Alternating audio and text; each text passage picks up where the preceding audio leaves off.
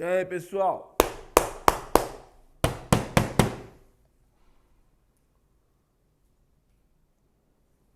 Tudo bem, moçada? Vamos entrando aí, vamos ver se o som tá bom. Bate-papo na sexta-feira sobre as notícias da semana. Ficamos aí 2 semanas sem falar, né? Muita coisa acontecendo aí. Eu vou nesses seminários e o pessoal fala assim: vivemos em um mundo de mudanças, como se a gente não tivesse vivido a vida inteira da história da humanidade no mundo de mudanças, né? Vivemos uma época de grandes transformações, como se não fosse todos os dias uma época de grandes transformações. Os caras não têm imaginação mesmo, né? Fala outra coisa, meu. Fala, sei lá, são platitudes, né? Pessoal, vamos dar uma olhada nas notícias da semana?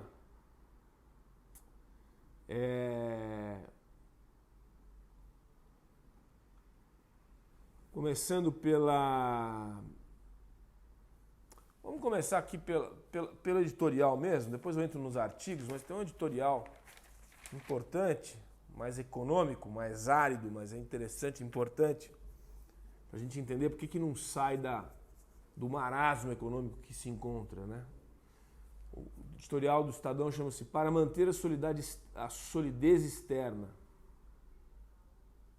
E começa com um comentário, ele faz uma avaliação sobre o relatório do setor externo publicado pelo FMI. Mas o que eu acho importante aqui, entre muitas coisas, é o seguinte: tem um negócio que chama reservas. Você deve ter ouvido falar aí, de vez em quando o pessoal fala assim: porque as reservas, porque o Brasil tem X de reservas, a Argentina tem poucas reservas. As reservas são um indicador de solidez, que na verdade são todas as transações externas, geralmente a exportação ou o investimento estrangeiro, ou todos aqueles recursos que o país acumula em dólar, né? E na verdade não é dinheiro em caixa, é uma referência positiva de solidez da economia. E o Brasil tem 380 bilhões de reservas. Eu me lembro que o ano passado, na campanha, eu fui debater em Brasília com um cara lá do PT e ele sugeria que a gente pegasse essas reservas e se transformasse num fundo para gastar com obras de infraestrutura. Não pode fazer isso. É tipo coisa de petista, de gente que não sabe como é que o dinheiro é produzido, como é que a riqueza é produzida, né? Assim, vamos pegar esse dinheiro aí, que parece que estamos sobrando no caixa ali. Vamos pegar a mesa da sala e vamos jogar na lareira para esquentar a sala, já que acabou a lenha. Mais ou menos isso que é pegar as reservas. E aqui está fazendo um comentário sobre que as reservas brasileiras estão num patamar muito bom, 380 bi, para um país como o Brasil, nas condições em que se encontra. E que já existe no governo atual algumas pessoas que acham que deveria haver uma utilização das reservas, de algum mecanismo de utilização das reservas para incitar ou para ajudar na retomada do crescimento. E o jornal está dizendo claramente, está certo, a expansão econômica mais firme dependerá de mais investimento produtivo. Não tem que vir com atalho, pessoal. Reserva tem que crescer, deixa lá. Ela serve, sabe o quê? É como uma espécie de colchão para crise cambial, para crise de credibilidade, quando tem uma saída de recursos repentina do país por alguma razão, que espero que não aconteça, mas essas reservas servem para isso, para você poder utilizar as reservas para quando tem uma variação de câmbio muito grande, uma especulação muito grande no câmbio, aí você pega aqueles recursos e, por exemplo, e compra dólar, né? O Banco Central pega e compra dólar para baixar a especulação. Então, é para isso que serve, para emergência. É um fundo de emergência para as reservas. Então, é importante deixar isso registrado aí para quem nunca prestar muita atenção nisso, que ninguém tem que cair nessa armadilha de vamos usar as reservas para salvar o mundo. Bobagem. Ainda mais, diz aqui, que no ambiente de protecionismo, né? Porque o que acontece? O mundo está entrando numa fase de redução de crescimento. Tem até gente dizendo que ano que vem vai ter recessão mundial. Entre outras razões, por causa desse conflito iniciado pelos americanos de protecionismo, né, contra os chineses, de redução da presença chinesa na economia americana. Quer dizer, as exportações chinesas aumentando demais para os Estados Unidos, o déficit comercial americano crescendo muito. E o Trump colocou uma cunha nesse jogo, dizendo assim, ó, vamos parar com esse negócio. Aumentou o protecionismo, principalmente com produtos e serviços chineses. Isso tem um efeito na economia inteira do mundo. Tanto, para alguns casos, efeito positivo momentaneamente, caso da venda de soja do Brasil para a China, que aumenta um pouco, porque os chineses revidam na compra de soja americana, mas no geral é ruim, porque a economia está interdependente, está globalizada, você tem os dois gigantes entrando em conflito e reduzindo as suas transações comerciais, o efeito indireto em toda a economia mundial é negativo. Então isso já está acontecendo. Tem uma queda calculada aí pelo relatório de 0,5%, né, de 0,5% de queda no PIB mundial em função desse conflito comercial dos Estados Unidos com a China. Eu acho que isso aí só muda quando o Trump sair da presidência, pessoal. Então, assim, ano que vem tem eleição nos Estados Unidos. Ele deve ganhar, pelo que tudo indica aí. E se ele ganhar, vai continuar esse processo de America's First e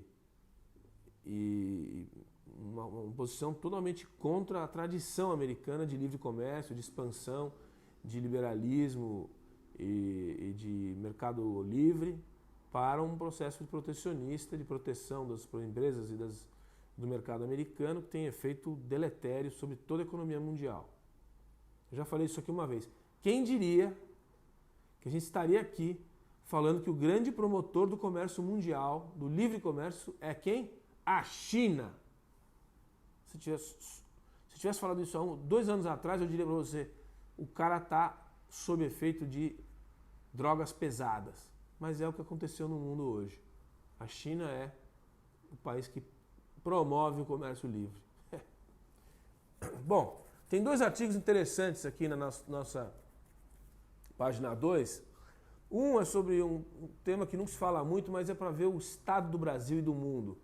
Doenças tratáveis continuam a matar. Doenças tratáveis, a doutora Leontina Conceição Margarida, eu não conhecia, é uma dermatologista titular da Academia de Medicina de São Paulo, faz um relatório aqui, uma descrição das doenças mais antigas, mais simples, doenças tradicionais, causadas por bactérias, muitas vezes picada de mosquito, que aumentam no mundo e que ela atribui a esse aumento a negligência médica e aos programas ineficientes de saúde pública. Ela está falando de coisas como sífilis, como lepra. Lepra, pessoal. A lepra é uma doença que tinha no Egito Antigo, já tem registro de lepra. Lepra é uma doença que ataca as extremidades do corpo. É uma bactéria, bacilo de Hansen, que ataca as extremidades nervosas, né? Os campos nervosos das extremidades do organismo. Do nariz, das orelhas, dos dedos, dos pés e das mãos, dos testículos, dos órgãos genitais. É uma doença horrorosa, mas ela é super tratável. E o mundo ainda indica a presença de lepra. Na Índia, ainda tem muita, você vai na Índia, na rua, você vê gente com lepra, gente sem nariz, gente sem dedo, né? E você, o que ela está dizendo aqui, para usar só o exemplo da lepra? São doenças que não deveriam mais existir no mundo, né? Mas tem ainda um registro de aumento de lepra em países como Índia, Indonésia e Brasil. Olha o ponto que nós chegamos, lepra no Brasil. E ela diz assim, o que tem que fazer? Primeiro, os programas de saúde pública são muito ruins.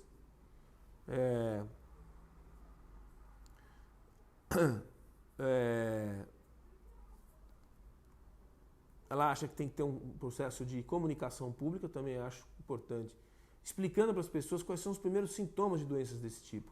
Porque essas doenças não são doenças que surgem de uma hora para outra e você identifica no dia seguinte. Sei lá, desde criança você pode identificar pequenos formigamentos, crianças que vivem em situações de miséria, pequenos formigamentos, são sintomas que se você identificar, você consegue tratar a tempo, né? No caso da lepra. E além disso, a comunicação pública, né? Explicar para as pessoas os sintomas e o que deve se fazer em situações como essa. Depois, uma melhoria das coordenações dos programas de saúde. Enfim, o programa de saúde no Brasil, o buraco é muito mais embaixo do que combater lepra. O buraco é muito, muito mais embaixo. A eficiência da saúde pública brasileira passa por uma reformulação geral de todos os processos, né? Utilização dos recursos, distribuição das presenças dos centros de saúde, médicos em locais onde não existe, enfim. Mas, principalmente aqui, a negligência médica, né? Os médicos não atentarem para que essas doenças... Ela faz uma relação de outras doenças, a lepra, mas também tem aqui, além da sífilis que eu citei, que é uma doença milenar, né? E também causada por bactéria, tem aqui... que são todas tratadas com penicilina, pessoal. Pô, um negócio que não tem mais muita dificuldade em tese. Doenças como, só quero dizer a relação das doenças aqui. Não estou achando agora. Aqui ó. Febre amarela, leishmaniose, doença de Chagas, esquistossomose, lembra daquela que a criança fica com a barriguinha, barriguda assim? Tracoma, dengue. Dengue é doença de país miserável, né? As moléstias são milenares, importantes e transmitidas por mosquitos, etc. Então, sim, registro de como a nossa miséria continua presente na contemporaneidade. Depois tem um artigo do meu amigo Roberto Olivianu, inteiro, muito bem escrito, bem perfeito, sobre a crise profunda dos partidos políticos, né? Em função dessa passagem aí, desse balão de ensaio de aumento de recursos para fundo partidário, quer dizer, se não fosse suficiente ter um fundo absurdo de quase R$1 bilhão e mais um fundo eleitoral para as eleições, porque não há recurso privado mais, porque tomaram uma decisão estúpida de lá atrás de tirar financiamento empresarial de pessoa jurídica para partido político e para campanha, demagógica, idiota, do Supremo Tribunal Federal. Aí o que aconteceu em 2016? Não tem dinheiro. As pessoas físicas não dão dinheiro para político, nem para partido. Aí inventaram o fundo partidário, o fundo eleitoral. Eleições de 2018, 2,7 bilhão de dinheiro da saúde, educação e da segurança gastou em partido político e campanha. Aí vem os gênios da lâmpada e sugerem que é muito pouco. Agora tem que ser 3,6 bilhão. Quem sugere? Os mesmos que pediram anistia aos partidos políticos porque assumiram que violaram as leis, que, entre elas aquelas que obrigam os partidos, que também é uma outra lei idiota, de ter 30% de candidatas mulheres. Os caras falsificaram as mulheres, não cumpriram a regra, muitos deles utilizaram os recursos públicos de forma irregular, criando os laranjas, no caso do PSL, criou as laranjas, para poder cumprir a tal da lei. E aí o que acontece? Pediram anistia. Algumas semanas atrás o Congresso aprovou o projeto que anistia os partidos, ou seja, é uma bandalheira, uma burrice e uma bandalheira. Uma bandalheira e uma burrice. Uma burrice e uma bandalheira. Uma bandalheira e uma burrice. E aí, agora vem também com a história de que tem que ter um fundo partidário maior. Então ele esculhamba todos os partidos, com toda a razão, só que ele coloca o Partido Novo no meio. Aí eu vou discordar, Liviano. Eu vou discordar. O Partido Novo não usa dinheiro público desde que foi criado. O Partido Novo não é a favor dessa regulamentação aqui, desse projeto, de jeito nenhum, porque já se não usa, está na cara que ele não é a favor. E ele faz uma crítica aos partidos que fugiram da sua nomenclatura porque se escondem atrás de um passado sujo. Avante, Cidadania, DEM, Democracia Cristã, eram partidos que eram Partido Democrata Cristão, Partido do Movimento do Movimento Democrático Brasileiro, Patriotas, né? Podemos, que era o PTC, a Rede, deram um nome bonito, Solidariedade, do Paulinho da Força, deram um nome bonitinho para o partido para enganar o eleitor e não saber exatamente quem é essa turma. O Novo não faz parte dessa turma. O Novo já nasceu novo, chamado Partido Novo, não é PN, sempre foi Novo. Então, desculpa, mas vou te mandar uma mensagem, porque tira o Novo desse negócio aqui. É o único partido que não cabe aqui. Agora, aqui o sistema partidário brasileiro é uma bandalheira, é uma vergonha, não representa nada. Não tem partido político no Brasil que represente uma parte legítima da sociedade. Não tem mais. Ah, o PSDB. Quem é o PSDB? Vê o caso da Tabata agora. Não votou votou a favor da reforma da Previdência, lógico, porque é uma pessoa sã, uma pessoa inteligente, tomou uma invertida do PDT, vai sair. Tem que sair mesmo. Eu sempre disse isso, desde o início. A Tabata, para mim, não sei o que está fazendo no PDT. Porque, para mim, o chefe dela chama Carlos Lupe. Tá aí, Carlos Lupe e Ciro Gomes. Agora ela fez a coisa certa, vai ser expulsa do partido. E se não for, tem que sair mesmo. Agora, para onde ela vai? Olha o dilema da Tabata. E de mais vários outros deputados. Vários deputados. Do PSB, do Partido Socialista Brasileiro e do PDT. São o maior número de, vamos dizer assim, indisciplinados. Tem que sair mesmo, fica sem partido. Entendeu? Porque é o seguinte, para onde vai a Tabata? Muita gente mandando aí meme com a Tabata com a camisa do Novo, cor de laranja. Muitos amigos meus, convida a Tabata para o Partido Novo. Não é, se for para fazer sério, pessoal, ou é bandalheira ou é sério. Se for para fazer sério, a gente tem que olhar como a pessoa pensa, o que a pessoa acredita, né, quais são as ideias principais. E a Tabata, que é uma pessoa de muito respeito, uma nova deputada, inteligente, boa formação, etc., ela tem uma visão social-democrata do mundo. Respeitável. Seria fácil trazê-la para o Partido Novo, mas ela não é uma liberal, ela não pensa em redução de gasto, ela não pensa em nenhum projeto que não seja assistencialista. Ela tem uma visão de intervenção, de presença do Estado, em uma série de aspectos que a gente não acredita. Então, o que eu tenho brincado, uma brincadeira saudável, é o seguinte, daqui uns 10 anos, quando ela estiver mais madura, ela vir para o Novo, porque ela já vai perceber que algumas ideias assistencialistas, de intervencionistas, de tutela de Estado não funcionam no Brasil. E funcionam na Dinamarca, funcionam na Alemanha, aqui não funciona. E aí ela vem para o Novo, mas sei lá, se ela quiser vir, ela é muito bem-vinda, mas vai ter que seguir uma cartilha que é um pouco diferente do que ela pelo menos tem apresentado com coerência nas suas intervenções no Congresso e na sua trajetória curta, mas brilhante trajetória política. Tem um editorial aqui sobre a desestatização. Pessoal, quando passar a questão da reforma previdenciária, que já passou, mas falta um pedaço. Não vamos achar que está tudo em ordem. Foi quase 1 trilhão de economia, 933 bi de economia em 10 anos, 93 bi por ano em 10 anos, uma boa medida, mas tem que entrar os estados e os municípios, pessoal. A reforma aprovada na Câmara foi para o Senado.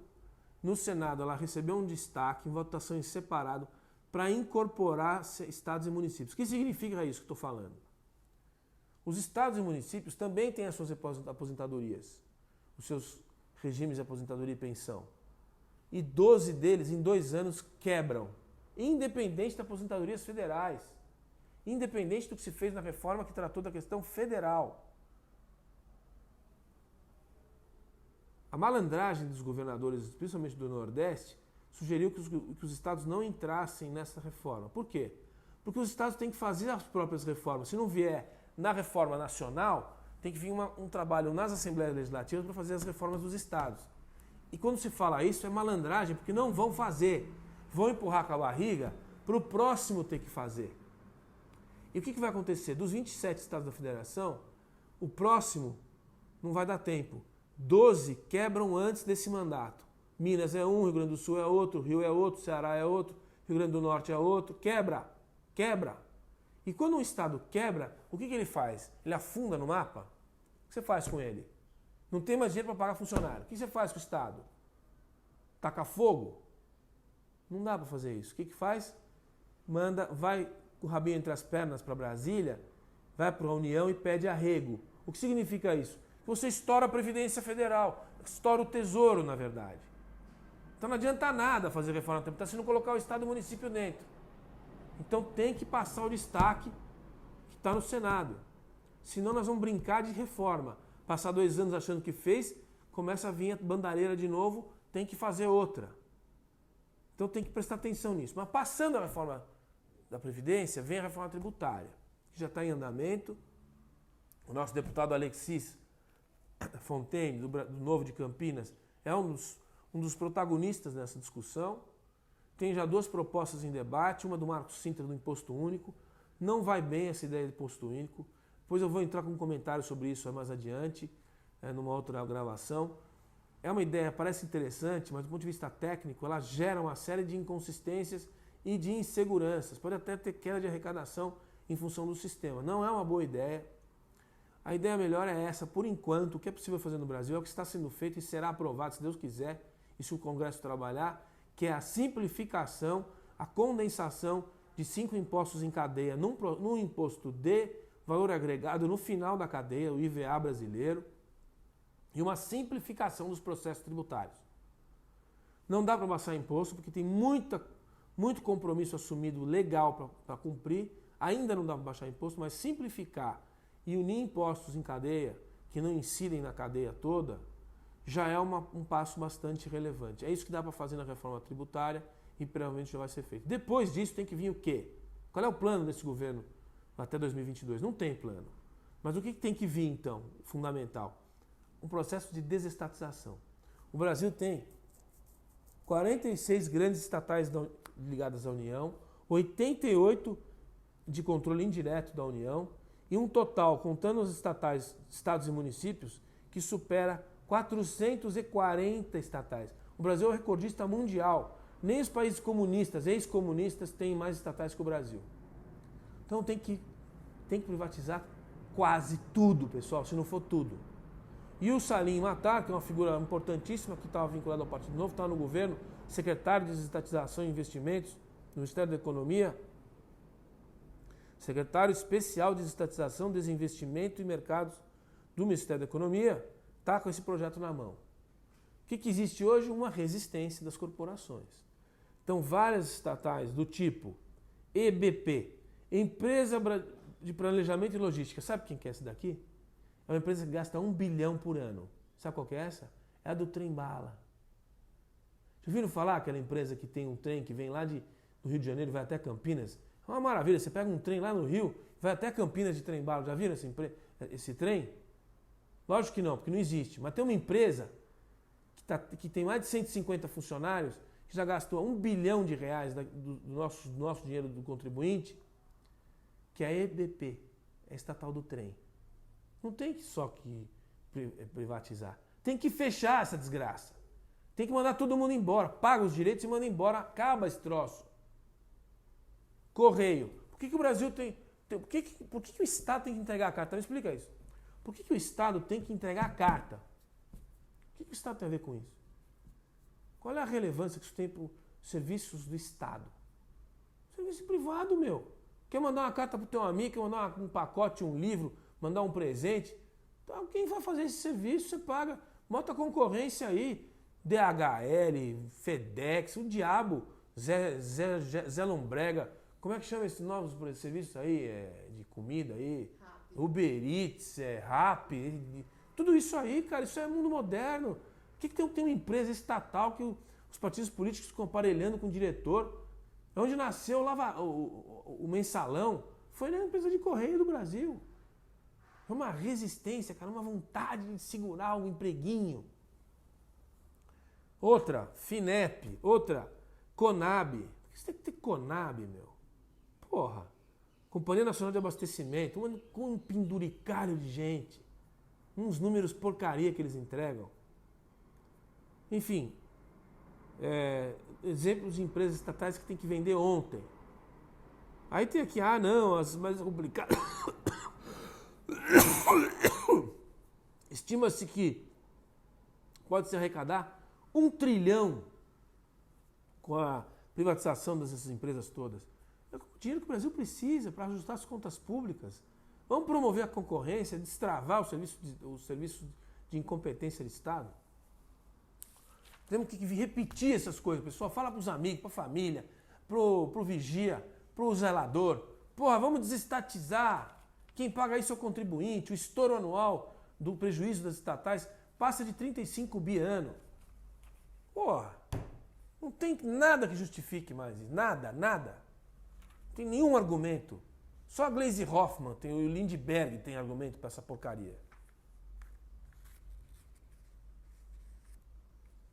Aí tem um comentário sobre o Mercosul, que o Brasil vai assumir a presidência pro tempore do Mercosul. De 6 em 6 meses, os 4 países, os 5, né? Mas a Venezuela agora está afastada, espero que nunca mais volte, até virar um país, porque deixou de ser país.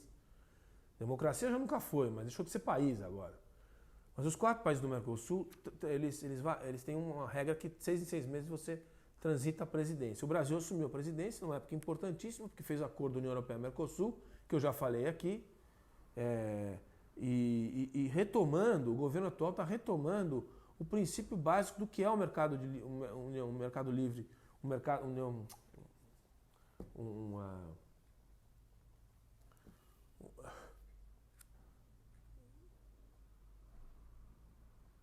do que é um mercado. Nossa Senhora, Christian! Área de comércio, união aduaneira e mercado comum. O que é um mercado comum? É um mercado comum. Não tem nada a ver com partido político, não tem nada a ver com instituições políticas unitárias, nada disso. É o seguinte, é acesso preferencial de produtos, serviços e capitais. E depois, se chegasse ao mercado comum, de pessoas. É o que os europeus quase conseguiram fazer, que não terminou até hoje. Tem mais de 70 anos que estão tentando. O Mercosul é isso, na sua essência. Desde 91, a gente tenta fazer com que o Brasil, Argentina, Paraguai e Uruguai tenham livre comércio, tenham tarifas externas comuns para importação de produtos e serviços e tenham livre circulação. Estamos longe de conseguir. Aí o PT contaminou o processo, ficamos 15 anos perdendo tempo falando de outras coisas que não é mercado comum, e agora chegou um governo e o Brasil vai presidir, que conseguiu fazer um acordo grande e vai retomar essa agenda. Espero que o Macri ganhe na Argentina nas eleições de outubro. Está empatado nas pesquisas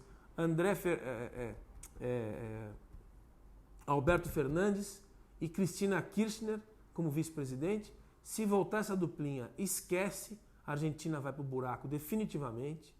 Esquece Mercosul, esquece a Argentina e esquece Mercosul. Agora em outubro, ou deixa o Kirchner, deixa o atual presidente Macri ganhar e tentar continuar o processo de austeridade e reconstrução da Argentina, de retomada da racionalidade na Argentina. Isso tem a ver sim com o Mercosul, porque o Mercosul o acordo do Mercosul-União Europeia tem que ser ratificado pelos parlamentos. Se a Cristina ganhar, ou se o Fernandes ganhar com a Cristina, não vai ratificar. E aí não tem Mercosul, não tem União Europeia-Mercosul. E o governo atual vai ratificar, acho que ele tem tempo para isso e tem vontade política para isso, mas depende da Argentina, do Uruguai e do Paraguai. Né?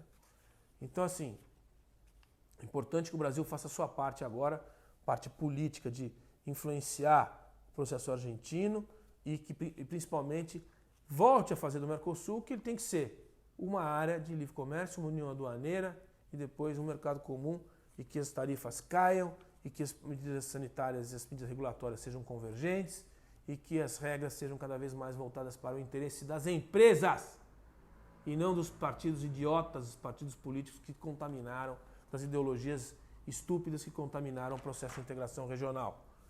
Dito isso, já comentamos sobre a Tabata. Pode escrever, pessoal. Luciano Huck vem aí.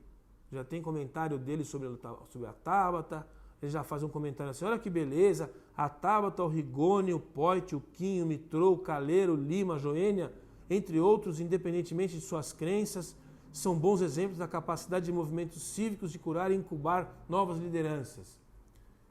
Luciano Huck, que é um apresentador de televisão, que tem um movimento que chama Agora, que ajuda a patrocinar o Renova, que é um processo de construção de novas lideranças independente da sua ideologia. Louvável o movimento, louvável o processo, o problema é que sem partido político não tem democracia. Então, assim, ou vira partido político, ou vai para um partido político, ou constrói um partido político, alguma coisa nessa linha. Porque senão, amigão, vira confusão. Vira confusão. Que quem manda no Congresso são os partidos políticos, quem manda no modelo, no sistema político partidário são os partidos políticos. Embora sejam todos uma desgraça. Comentário fundamental sobre a questão da semana que foi... Putz, está acabando o tempo já. Que foi a decisão do Toffoli de dizer o seguinte. Olha, difícil esse debate, pessoal, não é fácil. O COAF é uma instituição... Ninguém sabia o que era o COAF. Até apareceu um relatório contra o filho do Bolsonaro, ninguém sabia o que era isso. O COAF é uma instituição que faz a avaliação e controle das transações financeiras, né? Ele era vinculado ao Ministério da Economia, daí tentaram levar para o Ministério da Justiça e voltou para o Ministério da Economia. É uma instituição que cuida da lavagem de dinheiro. Importantíssimo no mundo de hoje, que faz a conferência, ele tenta seguir o caminho do dinheiro, né? Então vê as transações financeiras, identifica irregularidades através dos depósitos, as características de entrada e saída, de valores, depósitos sistemáticos de mesmo valor, ou grandes depósitos em contas suspeitas, esse tipo de coisa. Tem que ter isso daí, no mundo inteiro tem, fundamental que tenha. O COAF virou estrela agora porque identificaram lá, por acidente, transações do filho do presidente quando ele era deputado estadual, e agora estão fazendo uma investigação enorme para ver se ele tem realmente irregularidade. Tudo indica que tem, que fazia uma coisa que a Assembleia Legislativa do Rio de Janeiro inteira faz há décadas, que é pegar o dinheiro que o cara recebe dos funcionários, um pedaço do dinheiro dos funcionários que ele emprega, passa para ele depósitozinhos pequenos na conta dele. O tal do Rachid, só no Brasil, né? Você ri para não chorar, né? Vamos fazer o Rachid, você racha, emprega um panaca, o panaca te dá um dinheiro, que é público, né? O que o Toffoli está falando, o Toffoli tem um monte de problema, mas algumas coisas, quando ele fala alguma coisa certa, tem que falar que é certo. É o seguinte, o Ministério Público não é poder. O Ministério Público é um monstro que foi criado na Constituição de 88. Por que serve o Ministério Público? O Ministério Público defende o povo contra as instituições públicas. Defende as pessoas, defende os indivíduos contra os erros do governo, os erros do Estado, porque ele erra também. E é legítimo que haja um protetor do povo, dos erros do Estado, eventuais cometidos pelo Estado.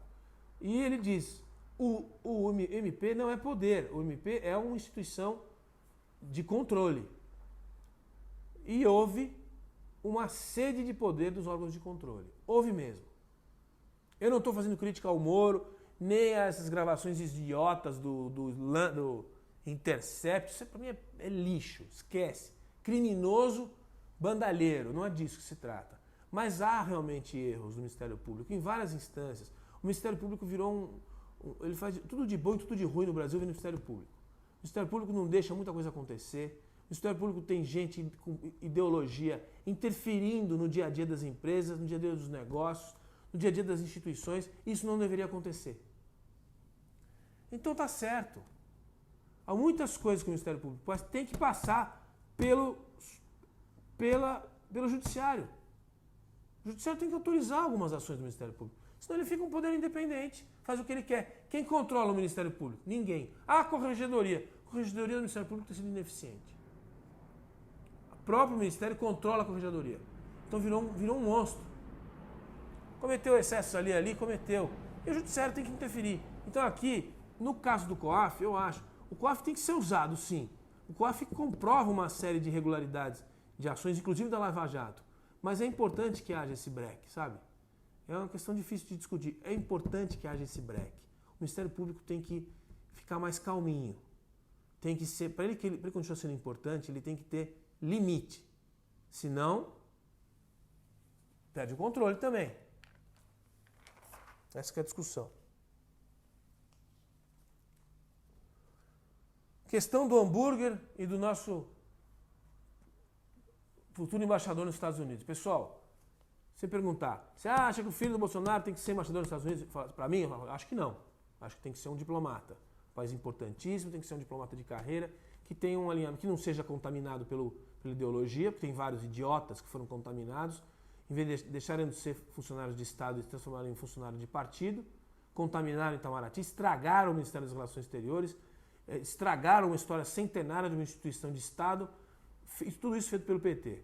O fato é que tem que reformar, tem ainda diplomatas ilustres, independentes, funcionários de Estado, e tem que ser um funcionário de Estado do Itamaraty para ser embaixador nos Estados Unidos. O fato é que o presidente tem essa autonomia para dizer, indicar embaixadores que não são diplomatas. Isso aconteceu com todos os ex-presidentes. Geralmente, embaixador em Roma e em Lisboa são indicados políticos dos presidentes. Um ex-presidente, um ex-presidente de Câmara, um político importante, um deputado federal que ele precisa fazer um favor, ele manda lá para Roma, manda para Portugal. Eu não acho que isso é bom, mas isso é uma coisa que acontece e está dentro da regra, não está descumprindo regra. O presidente pode indicar um deputado federal para ser embaixador. O fato é que ele está indicando um deputado federal, pessoal.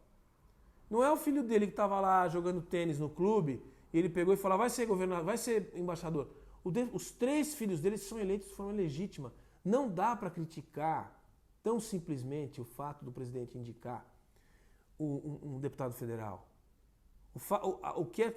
A questão aqui é a seguinte, ele é deputado federal e filho dele. Ele não é só filho dele. Ele é filho dele e deputado federal. Agora, ele também abre a boca e fala umas bobagens que não dá para segurar. Isso aqui, filé mignon. Pretendo beneficiar meu filho sim. Se eu puder dar um filé mignon pro meu filho, eu dou. Mas não tem nada a ver com filé mignon essa história. Quer dizer, não para, presidente da República, para. Filé mignon, fica quieto, meu. Sim, o meu ponto é o seguinte. Antes dele ficar quieto, o presidente pode indicar um deputado, um senador, uma autoridade pública para ser embaixador. Ele pode fazer isso, certo? Não é que ele não pode. Não é ditador, não é militar, não é esse monte de bobagem que você lê aí. É autoritarismo. Não é. Está na regra. Agora, politicamente é um erro. É um erro.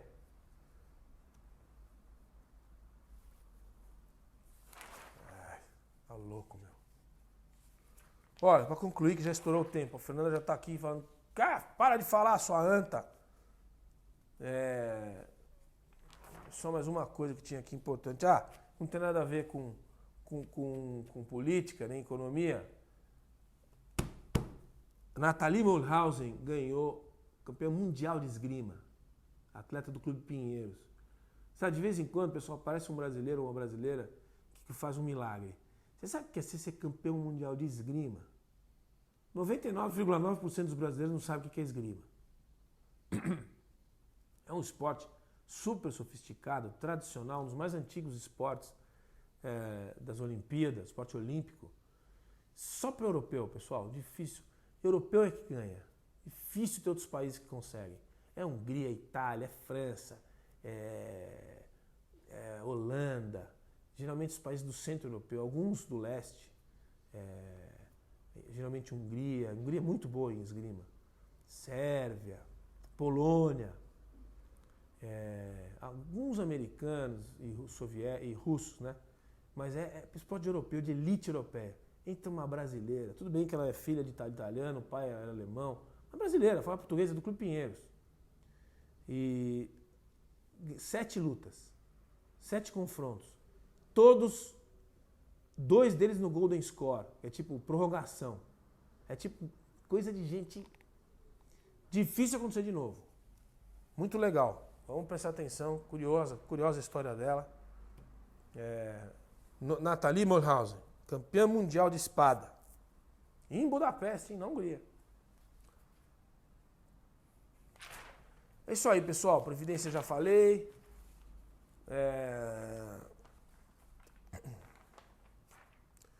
Tem umas medidas do governo aí de abono salarial e aumento da redução da